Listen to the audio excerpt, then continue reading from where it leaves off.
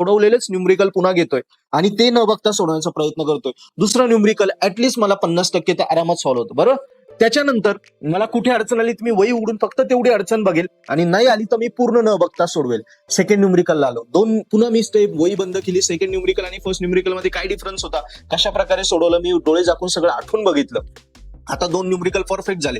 मग आता तिसरं न्यूमरिकल आहे ना, गॅरंटेड तुम्हाला न बघता सोडवलेलंच न्यूमरिकल, सॉल्व न्यूमरिकल तुम्हाला किंवा डेरिव्हेशन असेल ते तुम्हाला सॉल्व असलेलंच तुम्हाला आता सोडून बघायचंय. ते तुम्हाला 80% तर कुणाला 100% पण सॉल्व होईल. इथे तुमचा कॉन्फिडन्स बिल्ड होतो. आणि मग आता चौथं 5वं न्यूमरिकल कुठलं घ्यायचं, अनसॉल्व घ्यायचं.